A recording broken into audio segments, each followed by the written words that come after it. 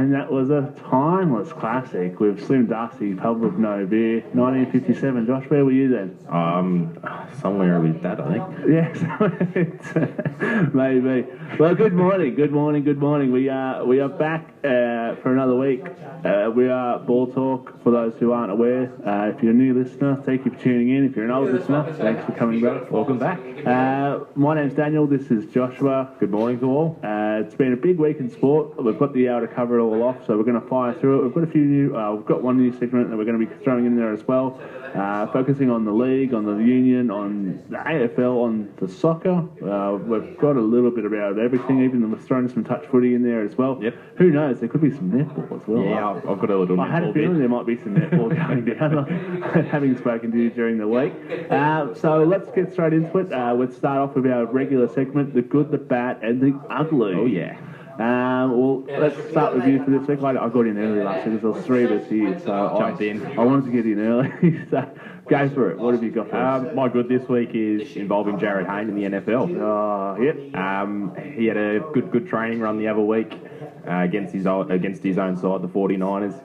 Had a very good hit out of it by the sounds of it. I mean, scored a touchdown, got hit once actually, and with his touchdown, I think he broke through about 5 defenders to get through. So he's obviously adapting well to the game. I mean, it was still only basically a pre-trial. Yeah, the training camp, isn't it? Yeah. So, but I mean that they still, like I read somewhere else that the boys go out there and they want to hit each other. So yeah. It's not like it's just a run through the park. It's a full contact body thing.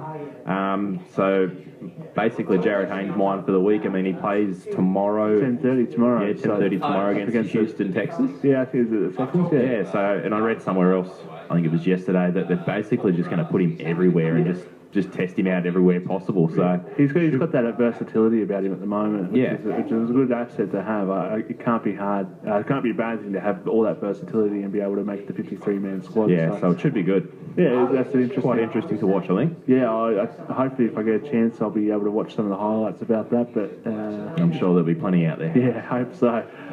Your bad for the week? My bad for the week it involves Michael Clark. Just all the former Aussie stars and all the coaches just bagging him about everything. Like, what can he do right? Yeah, I had this one down as well, so I'm going to throw in something into this one as well. You've got a bloke who's retiring, who's got an average of about 49 in tests, and you've got Matthew Hayden, Andrew Simons coming out bagging the bloke, saying the bloke's destroyed the culture of the baggy green. Isn't that actually a contradiction in itself? Them coming out and bagging a current Test captain. He hasn't retired yet. Yeah, that's He's right. still got a game to play, and they're still coming out and bagging a current captain. Well, there's got to be something that like they're saying that he's destroyed the culture. The fact that they're carrying on about it and throwing him under the bus, that says a lot about the culture they've created. Itself. That's exactly right. Exactly right. So I think a little bit of pie in the face there for Hayden and Simons, and just bar down, boys. Like there's no need to slam a bloke who's got a great career. He's won the one-day World Cup. He's won a few Ashes series for us.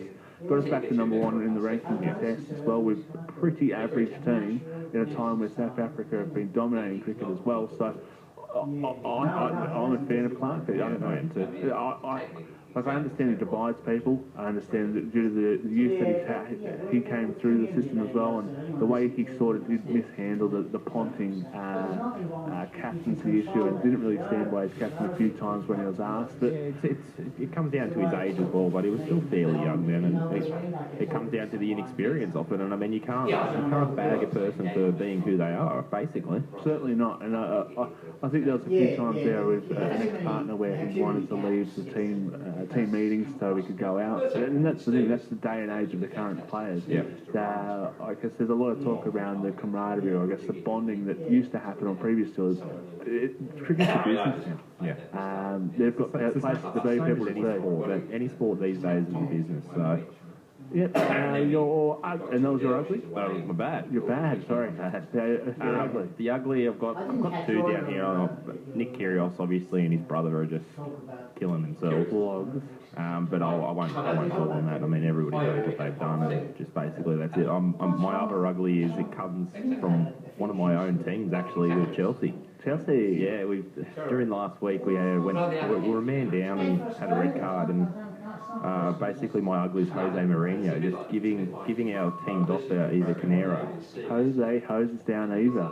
He gives her a massive spray on the sideline and basically for doing her job, looking after a player that was down injured and bringing him off, which then reduced him to 9 players, which obviously doesn't help. But I mean, how can you bag a doctor out for doing their job? Well, I was reading that she won't be on the bench this week. Yeah, apparently she's been banished. Yeah. So it's a tough call to make.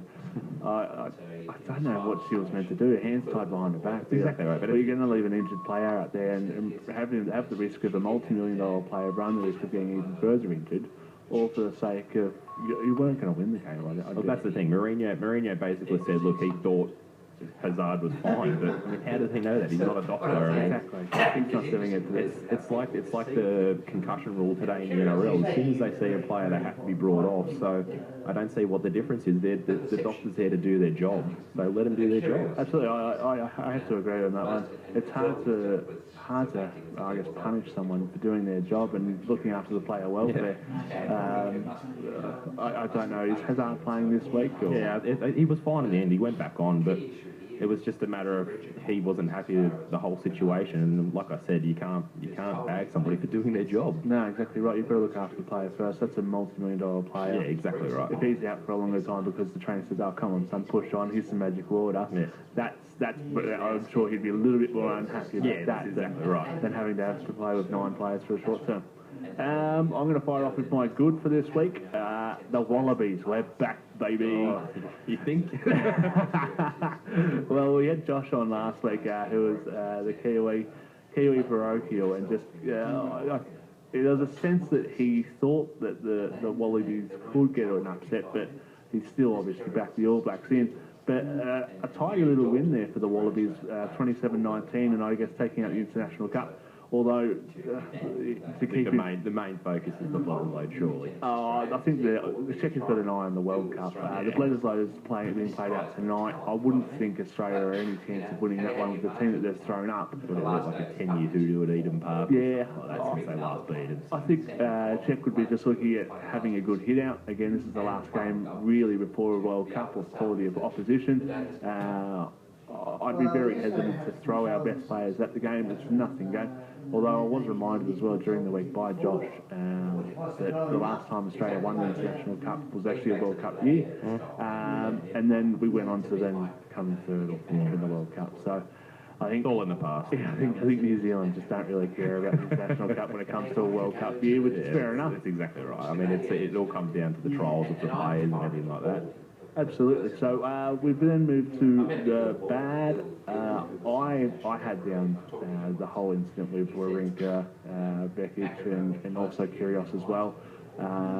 It's not for. If I'm honest, I don't give a stuff about Kyrgios. He's a flog as far as I'm concerned. But to then drag the poor girl, she's a 19-year-old young Croatian tennis player coming through the ranks. Her personal life has nothing to do with him or anyone else.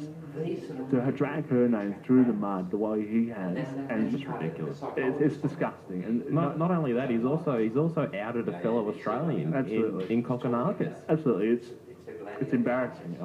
I'm lost at words as far as how he can get away with it, and still I still think the punishment's a little bit too soft for myself personally. He was actually he's sitting there saying, Wawrinka's bagged me before, or I've been slandered in other matches when he told me that my back wasn't actually injured. Mate, that's fine. You're able to bag one another out. Go ahead. But the second you drag someone off court into your disgraceful antics... As soon as you bring someone's personal life into it, it's just got to be enough. And I'm sure and there's sledging in everything, but for tennis, seriously. Some of the great sledgers, like Warney, there's some great tennis going in the cricket. Warner's given a few as well. There's no place for that sort of low-life act. Like I said, I understand that the act of sledging is to put the other person off the game, and I mean, he did retire hurt, but I think he was genuinely hurt. I don't think it was heartbroken. No, he wasn't milking. Yeah, but yeah, you can't bring somebody's personal life into it. There's a fine line when it comes to the sledging, and he's crossed it. Absolutely. And then the ugly, or maybe I should go with the crook files. I don't know if you've seen it during the week, but Sean Johnson had surgery on his ankle. Yeah. It was pretty ugly. I don't think I wouldn't be eating my breakfast and looking at the footage again. It was pretty brutal. He's dislocated his tibula, I think, away from the bone. They've had to realign everything. He's out for 4 to 5 months before he can even get back on the paddock. Yeah. So a big opportunity then, obviously, for the I guess the players within the squad to try and develop their roles. I know Chad Townsend's leaving at the end of the season, but hopefully the Warriors can find a bit of off-season form as well. They're still not out of the 8 as far as I'm concerned. They're still in the battle, I guess, for an 8th position, and that will obviously unfold over the weekend. I think they play Penrith a little bit later, which we'll touch on. But I was just pretty critical. Yeah, it put me I off. missed that. I might have to have a look at it today. I did see some headlines about it, and I was just like, nah, not clicking on that one. Yeah, the old tingles down the back. Well, that's the good, the bad, and the ugly for this week. We then have a song, which I left for you again to pick the first one for this week. What'd you go with? Just an oldie and a goodie. We got 3 Doors Down, Kryptonite. Sounds good. Let's go with that. Yeah, maybe some. Yeah. The main thing is you still got it going, and you still think there's a good prospect that you'll be able to continue with the license.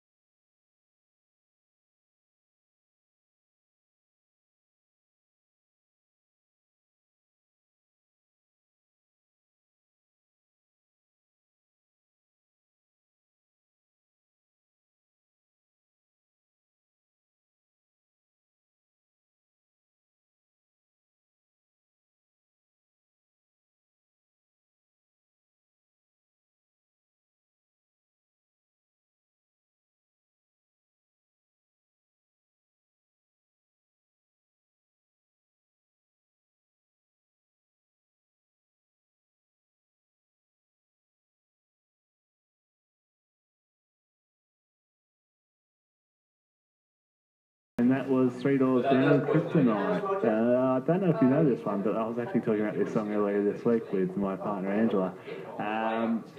We were talking about a long time ago when I used to go over to Hayden Robinson's place, and we used to play foosball on his table there. He got one just for Christmas that year, I think, and he also got the $3 Down album.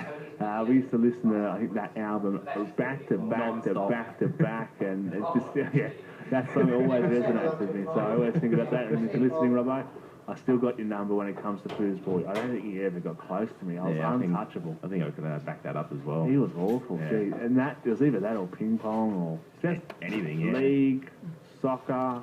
I'm just a better sportsman. I don't think there's anything you're not better than any man. Well said. Let's leave it there now. And we'll move forward to a Thursday and Friday night recap, I guess, for sport as far as AFL and rugby league is concerned. We touched on this just before the program with the Talking Tennis boys. Swans and Collingwood played last night in a tight encounter, 87-76. The Swans coming out the victors there. Poor kicking from Collingwood again, 16 behinds. Cost them, I think, dearly in the end. Yep. Swans playing with a player down as well, a rotation down, as I like to say in the AFL. So, did you catch any of this at all? Or I watched a bit of the highlights of it earlier. You had the Swans going down in the last quarter. I think they were actually down. Yeah, they started the quarter, I think. I think it was neck and neck going into the last quarter. Yeah, so but for them to fight back, and I mean, like you said, Collingwood behinds killed them in the end. Yeah. No Buddy Franklin again for the Swans. Are they? I know they're sitting up in the top fourth, but are they relying on him too much to kick the goals? I think they might be. They've lost a lot of spark through their midfield at the moment with Jack and Hanbury and McVeigh. It seems like they're. I think they lost gun midfielder Luke Parker as well. Parker's gone as well. Probably a season-ending injury with his ankle. So I with that said, and their better midfielders, I think they're missing a beat at the moment. They're just a little step behind where the front runners are, which would obviously be the Hawks, the West Coast, and also Freo. But you got the best. They jumped ahead of the Bulldogs, I think, into fourth at the moment.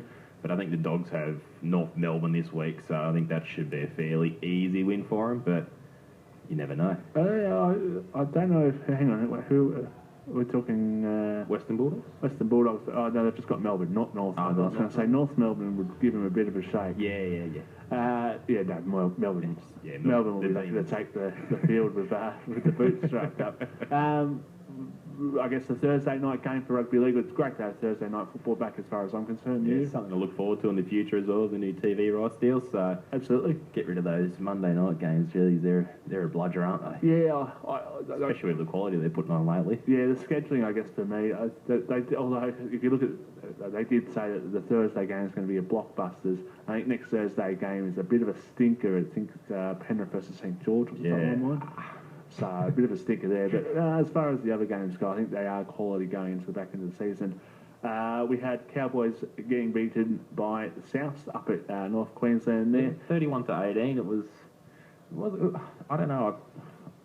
I think I tipped a few weeks ago North Queensland to go be minor premiers, but I didn't really like their performance the other night. I mean, Souths were very, very strong in the middle. The Burgess boys just dominated it there for them, and I think everybody starts to at the end of this season, they start to realise that Jonathan Thurston's the go-to man. So if they're shutting him down, they shut down the forwards going forward for North Queensland, which didn't give North Queensland much time or possession when it come down to their line. They lacked that little bit of a spark, and it was a tough game for them, and it shows that Souths are still back in there. Absolutely, I think the Burgess boys were dynamic. They were neck and neck as far as metres gained, as far as hit-ups are concerned, as far as tackles busts, and one of them scored a try, and I think he still managed to get beaten for man of the match. Young Tom, I think, got the man of the match there. So I'm not putting the line through the Cowboys. Oh, no, definitely not. I mean, they're still a top four side, but just they need to find that bit of a spark again before it comes into finals time. Yeah, I guess there's nothing too shaky at the moment. I think that's 2 losses in a row now. It got beaten by the Sharks. What was it? It was up in North Queensland, wasn't it? It was up at Townsville. So, I'm not too concerned about that. It's just a little bit of a bleep against a quality team. You got to keep in mind a lot of the teams that sort of play the Sharks the week after struggle, whether it be the physicality or whether to be playing in the mud down at Cronulla.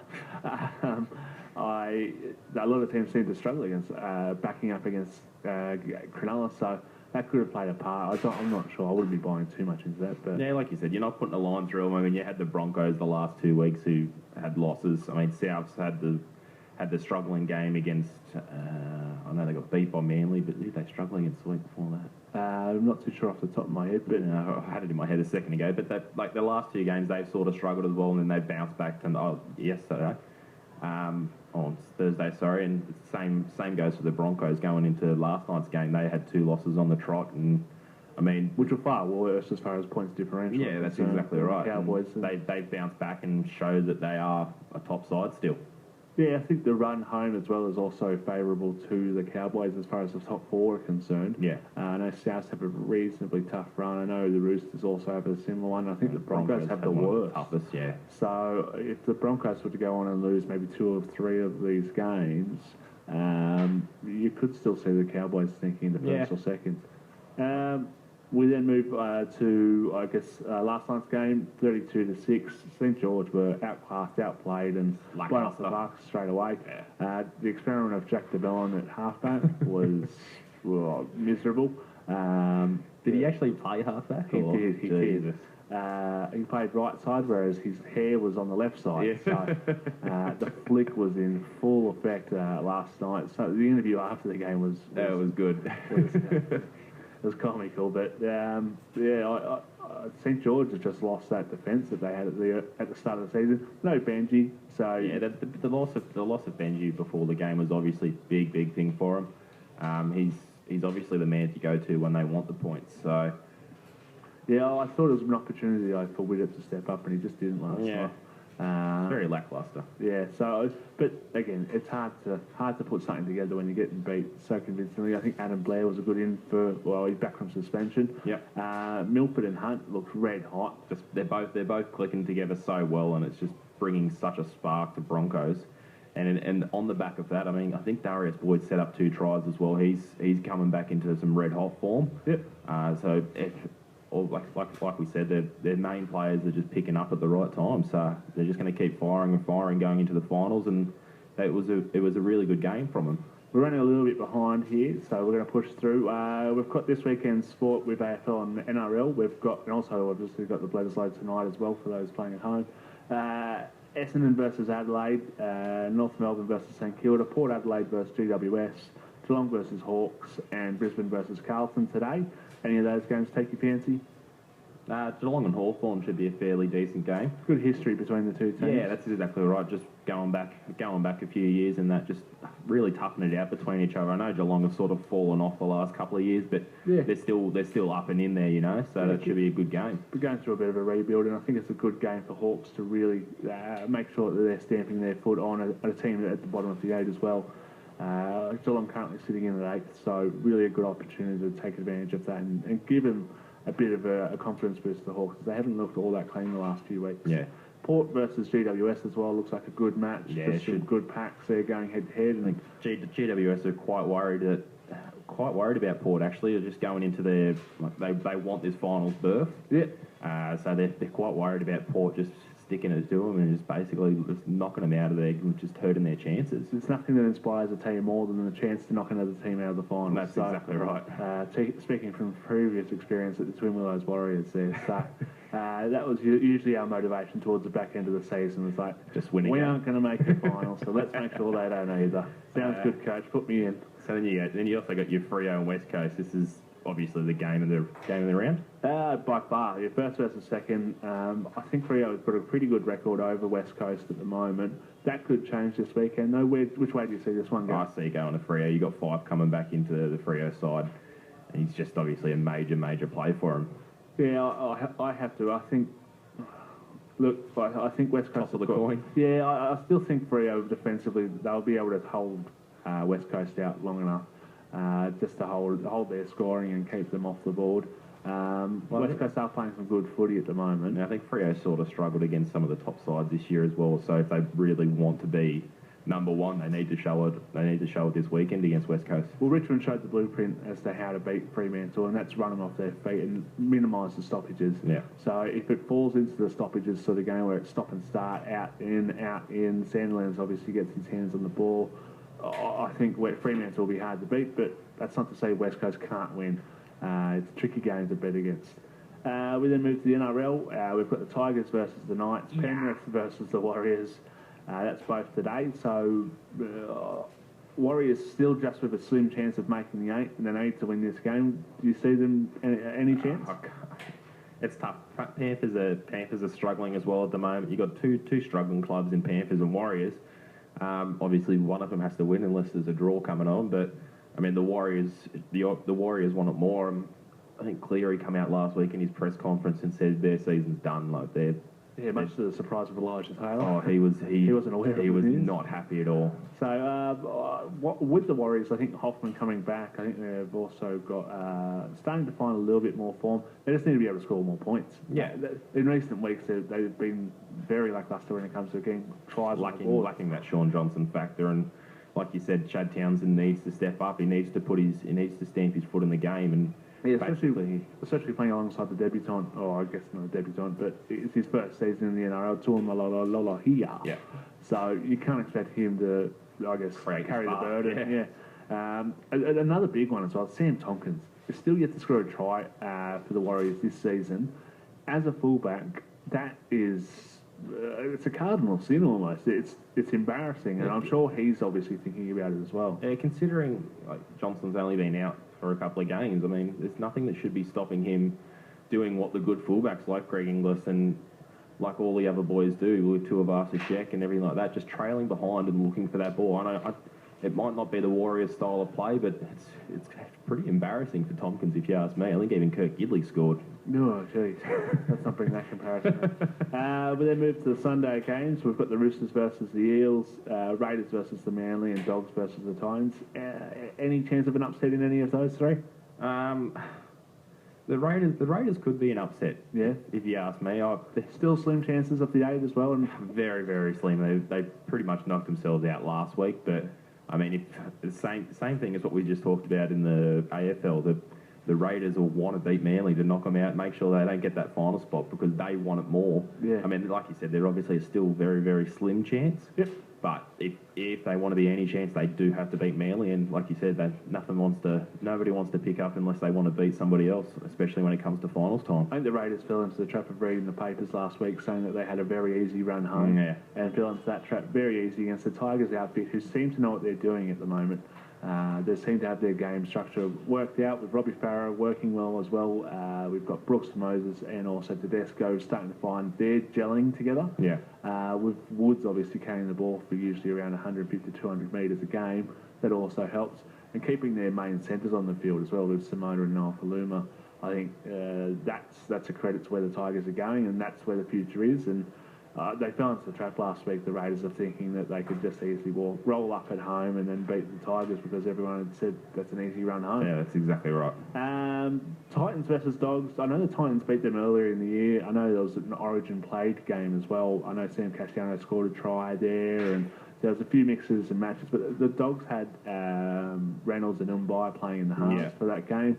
I think Caesar was playing with Mortimer as well in that one. Yep. I know that they were missing the Origin players, both teams, particularly the Dogs with Jackson Morrises and Clemmers and stuff like that, but they also had Miles and Bird out for the Titans. I don't see this being a walk in the park for the Dogs. It's a tricky game. They could fall into the delusion that they should just easily win against the 15th place Titans. Yep. But I don't think that's the way it's going to go. No, I think it's... Where's it at? It's out at ANZ. Yeah. No, they're playing Central Coast this week. They've moved the game up there. Okay. Yeah, it's... Like you said, it won't be a walk in the park for the Dogs, but they need this win, obviously, for the top 8 as well. Absolutely. So, and then we move to the Monday night game, which I see as sort of the game of the round. I think it really makes the top 8. Obviously, the game that's left to be played this round I think the South versus Cowboys game was probably the game of the round. The Sharks versus the Storm out at Shark Park on Monday night. Which way do you see, Cal? Well, you're obviously a supposed Shark supporter. I am a Shark supporter. Okay, everyone heard that, yeah. All right. I see the Sharks just winning. It's going to be a very, very tough game. Like you said, another game that should be one of the best of the round. The Sharks, like the last few weeks, they just like grinding and getting the win. I mean, that's why they're sitting up in 5th spot. I see Melbourne being very, very competitive, but I just see the Sharks style of play. They play a very finals game, and it's going to keep working for them when it comes to this end of the season. I think again, I'm tipping the Storm. No, I know this is it's becoming a sort of a formality that I'm just going to tip against the Sharks, but the record against the Storm is working for you at least. Is actually embarrassing. I think the last time we beat them at home was 2013, round 3 off the top of my head, or 2012. I think it's 2012. Yeah, so a long time between drinks. I can't see the likes of Cronk and Smith knowing that they're playing 5th versus 6th. This is a good opportunity to make sure that they cement their spot in the 8. If they lose this, they come back to the pack and they're in danger of slipping out of the 8, just like last year. Yeah. I think the Sharks, again, there's been a lot of good press around them. Blokes like Wade Graham, Jack Bird, Paul Gallen coming out saying, we're confident, we're playing good footy. And they should be confident. They could still easily slide out of the 8, though. They could slide out of the 8, but when I was talking to you during the week, I was talking about the Sharks at home.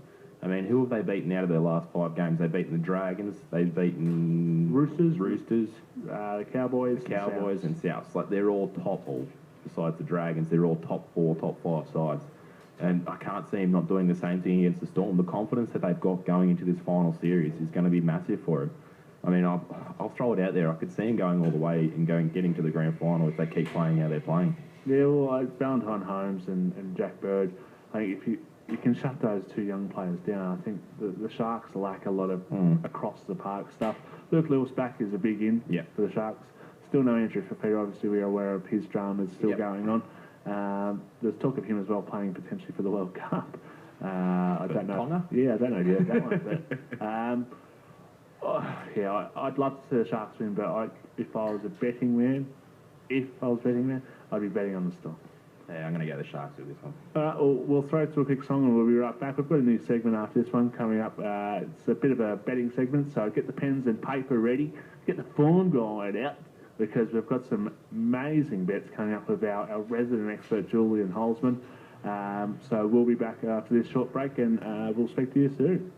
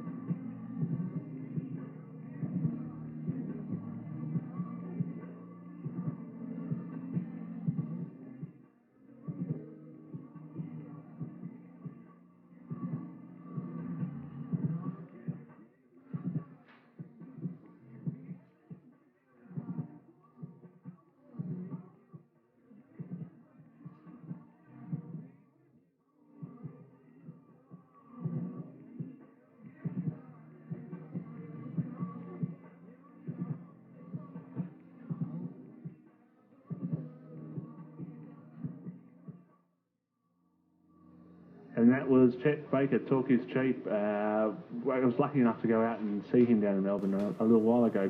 Great live act. We now have a new segment starting up this week with Bush Best. We've got our correspondent out at the park, I believe. Jules, are you there? I am there, Dan. How you going? Going very well, mate. How are you on this fine Saturday morning? Oh, well, I've been left with 2 kids to park, but fortunately got a friend there pushing one on the swing and the other one's up on the playground. So busy morning then. Yeah, all good to pass on some mail. It's good to hear. So for our listeners out there, we've got Jules, who I guess like a bit of background for yourself, Jules, and your punting extravagance.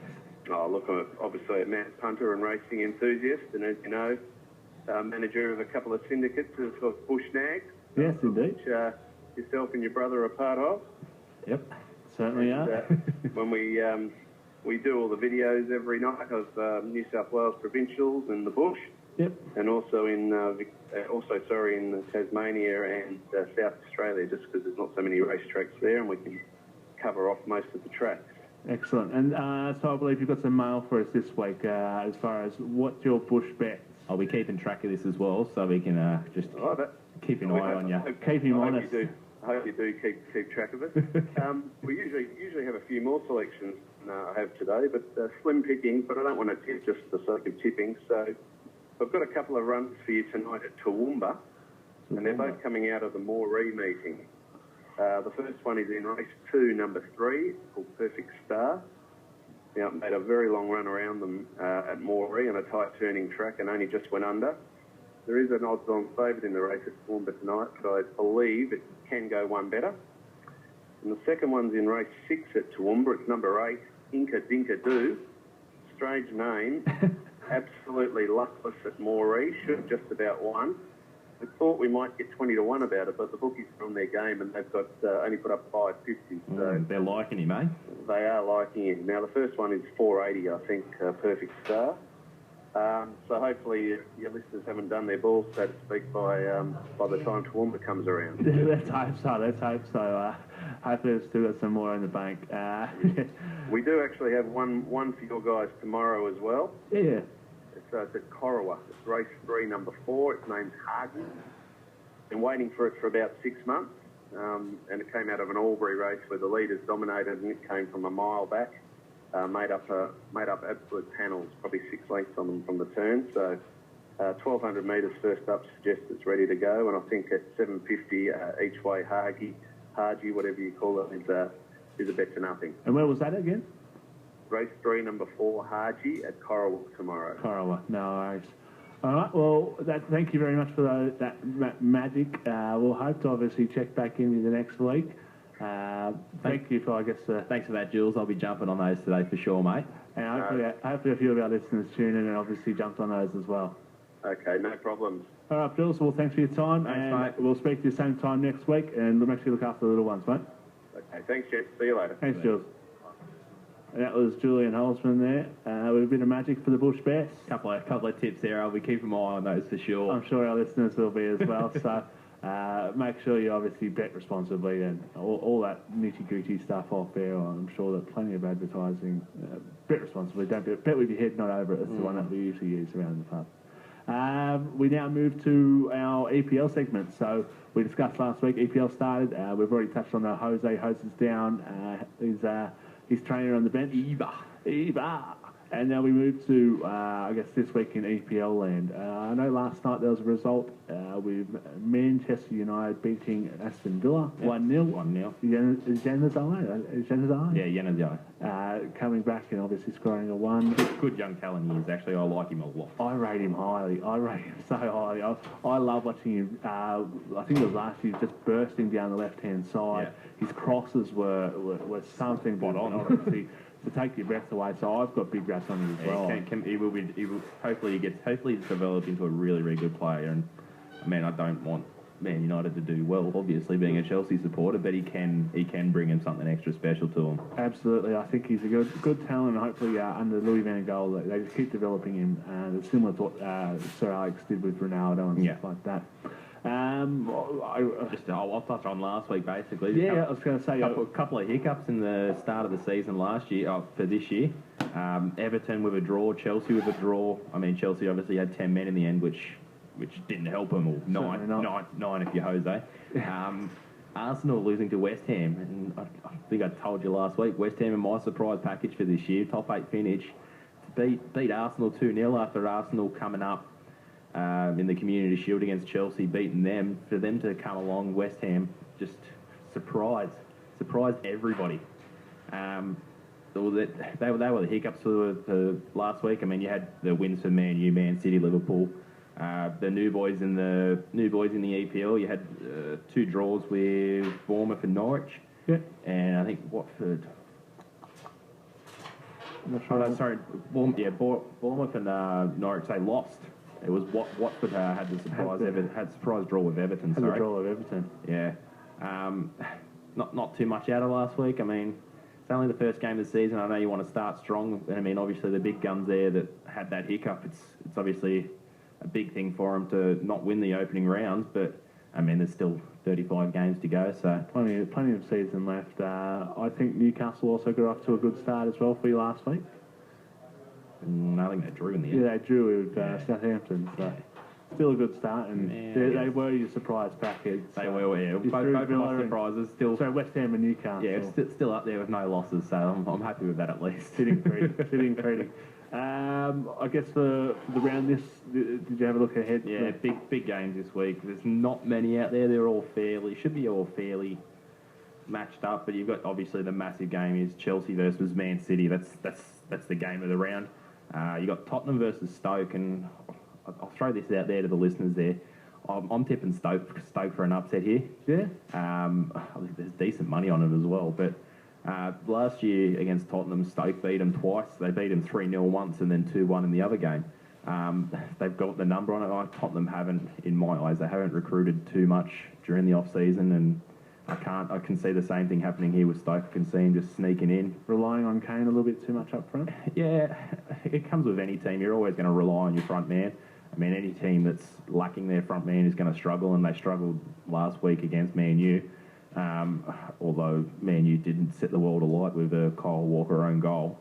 But they were lucky to get over the win there, Man U. But, I mean, Tottenham weren't showing anything special, and they're just lacking that little bit up the front there still, and obviously relying on Kane too much. I mean, he had such a good season last year, but the second-year syndromes, it's a bit early to call it now, but it could be setting in, I think. Yeah, absolutely. I guess defenders now sort of are able to read him a little bit more, and it takes a classy player to be able to get away from that. So I guess this will be a real season for him to sort of stamp himself forward and put his best foot forward for Tottenham, and obviously look to get them into a top 4 spot, or if not, at least a Europa League. Yeah. There was news around Mile Jedinak as well, still struggling to get into Crystal Palace. Have you touched on that? No, I haven't really touched on it. I know he was struggling a bit at the end of last year as well. I mean, he was captain of the side. Well, he was captain of the side. I don't know if he's still injured or what's going on with him, but they were saying last year that he'll struggle to get back in the side with the big run that they had coming home to stay out of relegation. They sort of said, do we need him? And it's tough for him. Yeah, well, there was talk that they may offload him during the summer, which they decided not to do, and they've still kept him there. I'm still waiting for him to come back onto the paddock.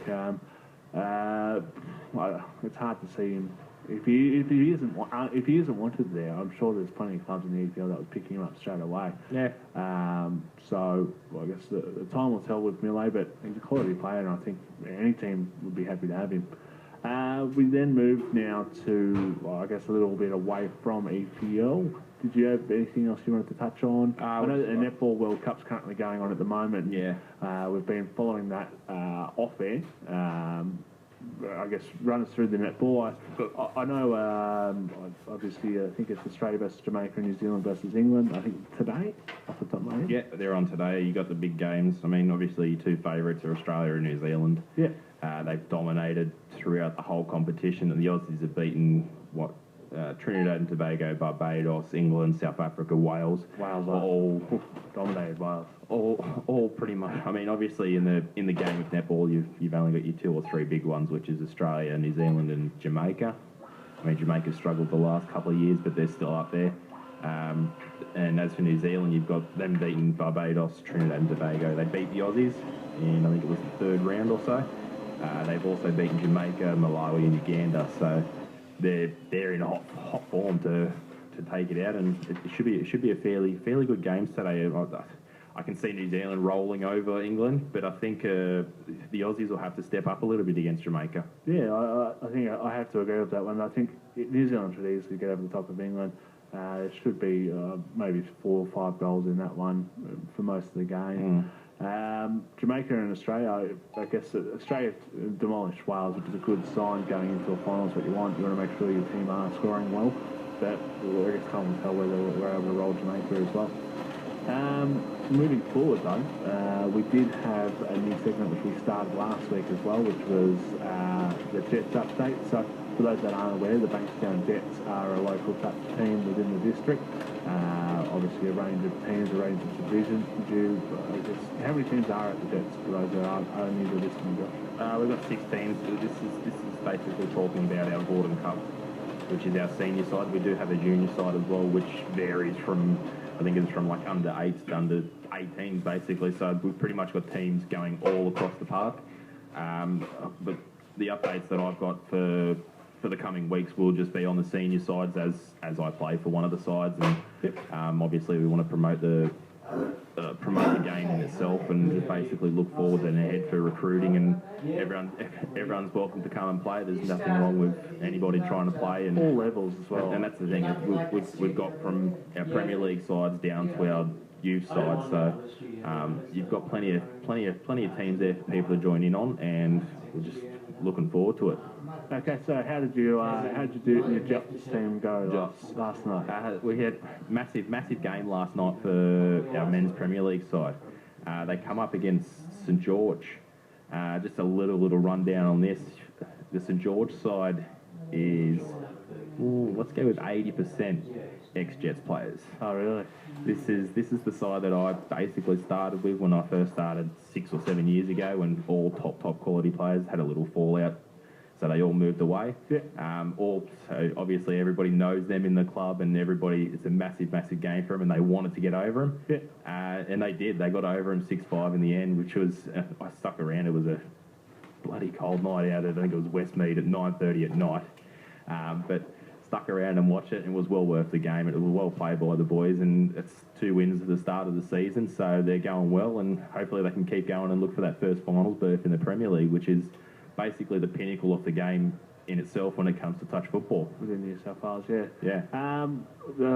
Good work from the Premier League boys. How'd your other teams go? We had our Div 1 side who had the bye last week, and then this week they come up against Parramatta. Parramatta are usually one of the fairly strong sides of the Vorden Cup competition, just because of how many people they can draw in and everything like that. They got up against Parramatta 5-1, which was a good start for the boys. Obviously with the bye last week, coming in this week, they really needed to start the season off with a win like all the other Jets did last week, and they got off to a good start and won 5-1. I think it was fairly convincingly as well. They sort of just rolled into it in the end, which was good. That's quality. We had our Division 2, which is the outside. We lost. Oh. Yeah. We were up against Hills Hornets. Excuse me. We only had 10 players. We struggled with our numbers for a little bit. We were actually up 5-2 at half-time. We just run out of steam in the end, and Hills got away with it 7-5 in the end. So unfortunate there, but we talked about it after the game. We knew that we sort of just lacked those players, lacked fitness. Yeah. And we basically said that we've got them all over because they really didn't have nothing. Yeah, fair enough then. And how about the other rest? We've got our youth boys who had the bye, so that was a good win for them. We had our youth girls. So basically the youth, there's the new competition this year in the Vorden Cup, which is youth, which I think is from 16 to 18 or 15 to 8. Or I can't. It's thereabouts. Yeah, it's underneath what the actual age requirement was. So it's a new competition that they brought in this year for Vorden Cup, and obviously a lot of the juniors are stepping up to go play for this Vorden Cup, which, like I said, it's one of the pinnacle games of the sport itself. So the youth girls, they lost last night after winning last week against lost last night against East Roosters, 12-2. So a bit of a dampen on them for the start of the season, but I mean they won last week, so it's all about bouncing back and going like that. Yeah, finding the things to work on. And then last of all, we had our women's Division 2. They versed Hills and they won 5-2. I actually didn't get to catch this game because we were playing the same time as them. But that's 2 wins in a week, two wins in a row now for them as well. So, oh, sorry. Oh, yeah, 2 wins in a row now. So it's going like the Jets have started off well this season for the Borden Cup. So we're killing it. Excellent. That's good news for the Jets. And obviously, again, for those that are looking to start a bit of touch football, get on down to Balavar. It's just off Henry Lawson Drive there towards the Padstow Milpera area. Look us up on Facebook. Yeah, there's the Facebook page. There's plenty of places to look around to get into contact with us. So. I think the High Flyer also sponsor the Jets as well. So, but be sure it's easy if you're looking to play touch footy. That's the best way to play it. And obviously the Jets are a great club and great family outlet. That's it. We'll now move to our regular segment, $dollar bets. Y'all, look at that dollar bets. So last week I tipped Sydney minus 2.5 to get up. That was no good. I think you also went Hawks plus 25. Only won by 14. Yeah, I think it was. I was pretty dirty about that. There was value there as well. Both duck eggs there. So I think I might have written down $1.95. I think it was actually $2.95 off the top of my head. Yeah, I think it was. I guess we'll fire off this week. Who's your dollar bet, y'all? My dollar bet is Newcastle 1-12. Newcastle. I know it's might be a bit out there, but I'm backing them this week. What on earth is that? I'm looking. Look, it comes down to last look. Here's my reasoning behind this. At the studio, just for those that are listening, there's a window outside me, and I've just had to turn around to see if there's a pig flying, because this is so far from actually happening. This is ridiculous. I know the listeners can't see, but I've actually got my Knights jersey on today. Yeah, I know. It's all of a sudden on the bandwagon. Yeah, just looking, just talking them up and just going for them. No, I've always supported them, so I think this week against the Tigers, Kirk Gidley's put his hand up. He doesn't want a wooden spoon in his 15-year career, basically. He's put his hand up, and he showed last week against the Roosters that he's not valuable at fullback. He needs to be in those halves if he's going to be able to help anywhere. So he's put his hand up and said he wants to play in the halves, obviously with the injuries there, which brings in Jake Memo, who's just an explosive player. Me Mamo. So I'm going them 1-12 at $4.55. Well, surely that puts me in the lead. It could be $700.55. It's not going to happen. I've gone a little bit more safer, and I touched on this one a little bit earlier. Storm to beat the he's got it. He's got it. I think it's if you're going to throw a dollar. If you get, other than Jules's bush bets out at Toowoomba today or out at Corral tomorrow, I'd be looking at maybe rolling all of those winnings that you're going to get from the bets straight into the Storm on Monday night, and that's paying $2.10. I think the Storm will be able to do the job against. I think the backs for the Sharks is probably where the real weakness is. With the likes of Chambers and Proctor and Tofu Harris hitting out wide and obviously targeting our wider defenders with Gerard Beale and Saif Becky and those sorts of blokes, I think that they can make a little bit of trouble. I think last time that we played them earlier this year, Tofu Harris I think scored 2, maybe 3 tries against Ben Barber in the space of a matter of 10-15 minutes, which is quite embarrassing. So I think there's no problems. I think Storm know where to attack us, and that's our left-hand, or their left-hand side, our right-hand side. That's where I'll send a lot of traffic. I know that Gow's back. I know that Lewis is back. I know all this and that and the other. I know the form's good for the Sharks and all the rest of it, but they're fighters, mate. They're fighters, and that's what they love doing. They love grinding out these games. And I'm glad you're going Melbourne, to be honest. Yeah, I think it's a good bet for those that are interested. A little bit of value there as well. I think let's do it like with $2.10, which is ridiculous as far as I'm concerned. But maybe the bookies just aren't looking at the same form line that I'm looking at in the previous history. No, they're looking at the obvious ones, obviously. Yeah, everyone can pick a favourite. everyone can pick their nose and everyone can pick a favourite. So I think that's what we're there. But I'd be very, very very surprised. Sorry, if the Storm do Yeah, just bring it back in next knock it Saturday or over something like that. the Chockies over the Yeah, Sharks. good on him. Just want to touch on something quickly before we finish up. We had our inline soccer side, the Georgia River Thistles. Last week we had our major semi-final. Yeah, how'd that go? Against Milpera, which was good. We ended up winning, so we pushed through straight to the grand final next week. Excellent. Obviously, the game today will be Milpera, who we beat last week against East Bankstown. So the winner of that comes up against us. Who are you hoping for? Which is no chance. Who's the easier? Not to fall into the trap. Neither from there easier. I mean, we've beat both of them this year. We beat both of them once. They beat both of us once, so it's going to be tight. If we wanted to verse anyone, it'd be East Bankstown, if I'm going to be honest. But you see Milpera probably getting up. Yeah, I see Milpera getting up. I mean, East Bankstown are good. They're just a little bit older, and I think the Milpera Lions side, they work well together. But also, just on another note, we've got another Thistle side in action today, which is now the major semi-final. Sorry, it's our all-age men's Ds. Yep. They're up against Reesby Workers at 2:30 at Marco. Basically, the winner of this goes through to the grand final next week.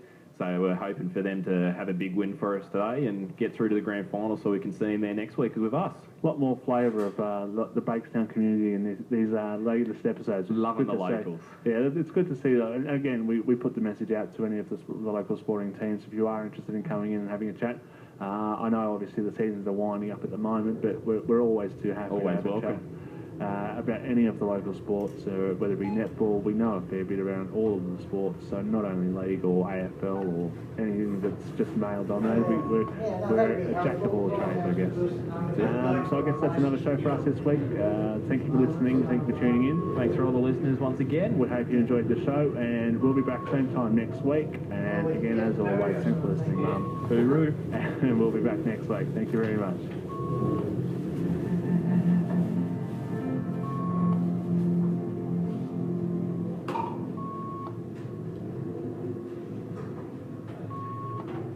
It's 10 o'clock.